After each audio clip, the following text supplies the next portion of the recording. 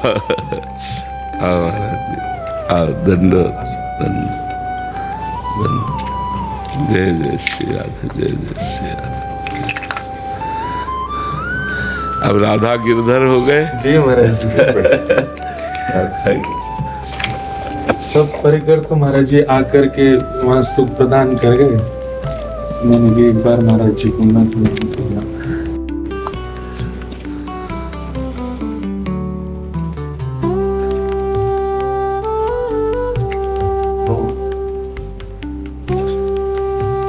हाँ, राधा गिरधर लाल जी, आओ, राधा गिरधर।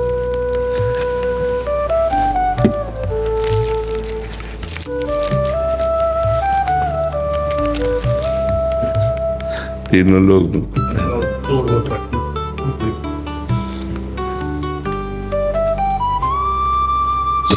लाल जी तो महाराज जी श्री जी सहित ही हैं। तो पूरी जो ब्याहुला की जो पूरी प्रक्रिया भई वो घर के हमारे सेवाएं श्री राधा माधव प्रभु हैं। पिताजी महाराज के गुरुदेव के सेवा के ठाकुर जी, तो उनकी पूरी जो व्यवस्था थी, तो जयमाल की, फेरान की, हल्दी की, मेहंदी की, रंगमहल की, वो सब सेहरा हाँ किसके बंधा? वो उन्हीं के बंधो। अच्छा, युगल। हाँ युगल। ठाकुर जी मध्य में विराजते। प्रक्रिया युगल की। इन्हीं में चित्त जोड़ना है बस। चित्त को सबसे ज्यादा ठाकुर जी को जो पसंद है वो अपनापन पसंद है, प्रियता। भजन क्रिया उसका फल है, तपस्या उसका फल है, सब अलग अलग है, लेकिन एक अपनापन महान भक्तों में देखा गया, बड़े भक्तों में देखा गया, प्रियता। मेरे ठाकुर, बस वो जहां भावता उठा वो ठाकुर जी तक पहुंच गया, और वही ठाकुर जी को आकर्षित करता है। भावोत्सवेन भजताम रस काम धेनुम तम राधिका चरण रेणु महामिस्मरामी। जो हमारा भावोत्सव उठता है, जैसे मेरे गिरधर का ब्याह हो रहा है, ये जो भावोत्सव उठ रहा है, इसी में प्रेम छुपा हुआ है, इसी में आसक्ति छुपी हुई है, मेरे ठाकुर का हो रहा है। तो इस आसक्ति से भगवान का जो हम कृपा प्रसाद प्राप्त कर सकते हैं वो किसी साधना से नहीं। इसीलिए ऐसे भक्तों को रसिक संज्ञा दी गई, जो साधना क्रिया, तपस्या क्रिया आदि आदि से बिल्कुल दूर है। रसिक तमें पहचानिए जाके यह रस रीति, छिन छिन ही में उपजे लाल लाडली प्रीति। प्रतिक्षण वर्धमान नवीन नवीन प्रेम। जैसे हमारे प्यारी जी और प्यारे जी का सब कुछ नया ही रहता है, प्रतिपल नए रहते हैं। इसीलिए नवल किशोरी और नवल किशोर है। नयो नेह नव रंग नयो रस, नवल श्याम वृषभानु किशोरी। नौ पीतांबर नवल चूनरी, नई नई बूंदन भींजत गोरी। नौ वृंदावन हरित मनोहर, नव चातक बोलत मोर मोरी। नौ मुरली जो मल्हार नई गति, श्रवण सुनत आए घन घोरी। नौ भूषण नौ मुकुट विराजत, नई नई उरप लेत थोरी थोरी। जय श्री हरिवंश आशीष देत मुख, चिरजीव भूतल या जोरी। अपने नवीन युगल सरकार का नवीन वृंदावन, नवीन वैभव देखकर इस सजनी जी के हृदय में आनंद नहीं फूला। इतना आनंद समान ही रहा है, इतना आनंद कि वो आशीष दे रहे, चिरजीव भूतल या जोरी। अपनापन, अपनापन। उसी बात को प्रमाणित करने के लिए अपने जनों के लिए करें, रहो को काहू मन ही दिए, मेरे प्राणनाथ श्री श्यामा शपथ करो तृण छिए। रहो को काहू मन दिए। जो श्यामाजू के चरणों की प्रियता है उससे लालजू बिक जाते हैं, और जो लालजू के चरणों की प्रियता है इससे श्यामाजू का कृपा प्रसाद प्राप्त होता है। लाल रंगीलो गाइए ताते प्रीति रंगीली पाइए, और ललित रंगीली गाइए ताते प्रेम रंग रस पाइए। तो प्रीतम और प्यारी ये दो हमारे नेत्र हैं। इनमें कौन प्रिय है? कहा नहीं जा सकता, क्योंकि दो देखने में दृष्टि एक है। ऐसे ही हमारे प्यारी जो एक है। श्री हरिवंश सुरीत सुनाऊं, श्यामा श्याम एक संगाऊं, छिनिक कबहु न अंतर होई, प्राण सु एक देह है दोई, राधा संग बिना नहीं श्याम, श्याम बिना नहीं राधा। ये रह ही नहीं सकते, ये एक ही संग है। अगर वो श्री कृष्ण बपू में केवल दिखाई दे रहे तो प्रियाजू विराजमान है, अगर प्रियाजू दिखाई दे रही तो लालजू विराजमान है। ये रह न सकत, एक पल के लिए भी अंतर में नहीं रह सकते, ये एक ही है। तो वो बड़ी कृपा होती है जब हमारे हृदय में इनके सुख की चाह प्रकट होती है। इनसे अपने सुख की चाह करने वाले तो लाखों भक्त हैं जो धन्यवाद के पात्र हैं, लेकिन इनके सुख की चाह ये बहुत बड़ी बात है, और ये अपनेपन में होती है। अपने लालजू को आज ये हार पहनाना, अपने लालजू को पोशाक, आज लालजू को ये भोग पवाना है, आज प्यारी जी को ये, बस यही भाव मगन रहे ना, तो इस सीधे श्री जी की सेवा प्राप्त होती, सीधे लालजू की सेवा प्राप्त होती। सेवा प्राप्त होना कठिन है, कल्याण हो जाना, मोक्ष हो जाना, ये तो सब प्रभु देते रहते हैं। अपने श्री अंग की सेवा उसी को देते हैं जो बिल्कुल अपनापन, मतलब प्राणों से भी अपनापन नहीं, प्राणों से भी उतना अपनापन नहीं। अगर मांगे जाए तो एक क्षण में प्राण दे दे, हाँ, लेकिन वो हमारे प्राणनाथ हैं, हमारे प्राणों के प्राण हैं।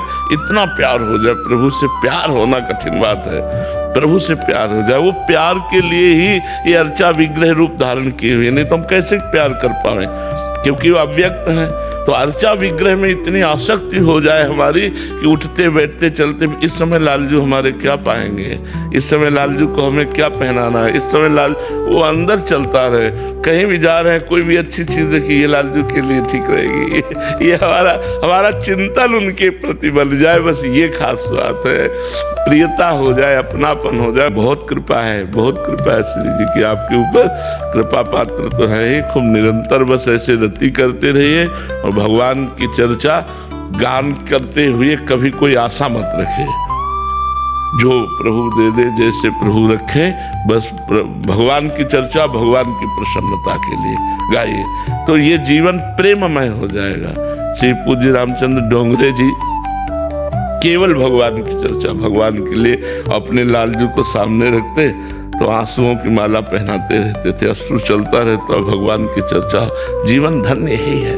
अर्थ तो कितना लोगों के बैंकों में जमा है, कितना घरों में जमा, उसका कोई महत्व नहीं, अर्थ कोई महत्व नहीं रखता।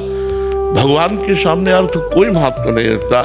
आज भगवान की कथा को गौड़ और अर्थ को मुख्य माना जाता है, नहीं, भगवान की कथा को मुख्य, अर्थ तो गौड़ वस्तु है, तो पीछे आपके दास की तरह डोलेगी।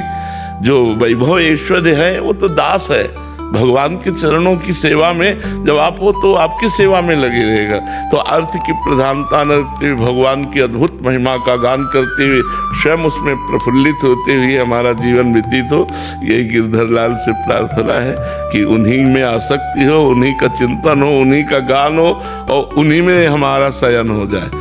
जो आखिरी चिर शयन है वो उन्हीं के चिंतन में हो जाए, तो हमारा जीवन सार्थक हो गया।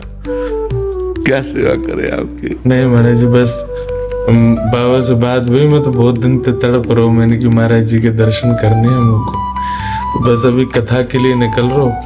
अब लाल जी, अब राधा गिरधर लाल जी आवेंगे, पहले तो गिरधर लाल जी पधारे, तो जब लाल जी आवेंगे तो अब हम भी चतुर्भुज है गए, तो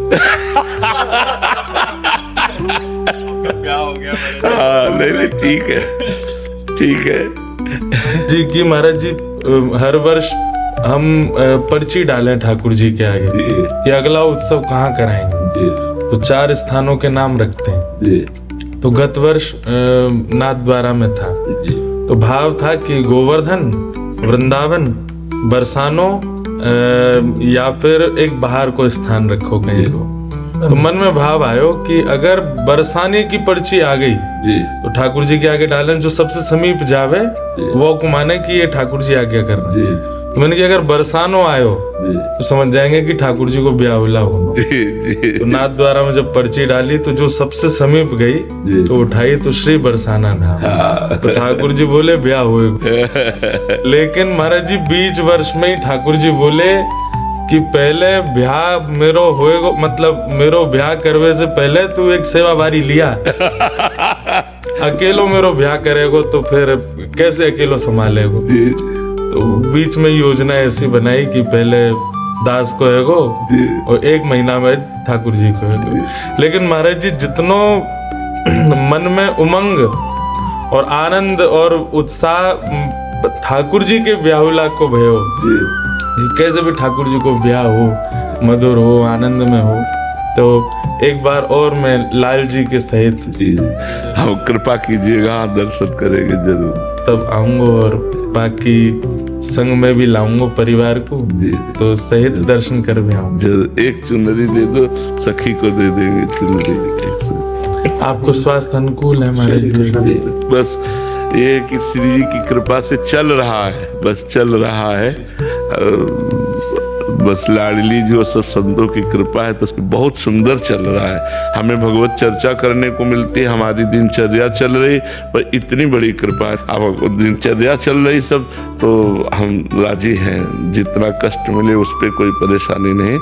दिनचर्या हमारे लिए बहुत माननीय है, जो जिसमें आप स्वयं की दिनचर्या और समाज की दिनचर्या दोनों का पालन हो रहा है। जो अपनी दिनचर्या साधना की है वो चला रहे और जो भगवत सेवा समाज की है वो चल रही, इसलिए मन में उत्साह बना रहता है। और आप सबका आशीर्वाद चलता ही रहेगा जब तक जीवन है। महाराज जी आप असंख्य वैष्णव और ब्रजवासी के प्राण हैं जी। और श्री जी है सके महाराज जी कि हम सबन के ही कोई अपराध रहते होंगे ऐसे? नहीं नहीं नहीं नहीं, नहीं। के अपराधन को श्री जी सोचें कि ये तो बालक हैं, ये कहाँ सहन कर पाएंगे, तो संभवतः आपको सहन करने को पड़े। पर श्री जी ऐसे अनुग्रह करें कि आप बिल्कुल स्वस्थ रह जाएं, कोई आपको मन से बहुत स्वस्थ है। श्री जी की बहुत कृपा है, मन से बहुत स्वस्थ है, हर समय आनंद मतलब उनकी चरण रज का बना रहता है, इसलिए तन का प्रभाव नहीं पड़ता। नहीं, तन का प्रभाव अगर पड़ जाए तो सैया से उठने लायक नहीं है। मन बहुत आनंदित रहता है, बस इसी से सब चलता रहता है। मन आनंदित है तो हर स्थिति में आनंद बना रहता है, चाहे जैसे शरीर की परिस्थिति हो वो मन तैयार रहता है। अगर मन कहीं बीमार हो जाए तो गड़बड़ हो जाए, फिर ये मन आनंदित रहना चाहिए।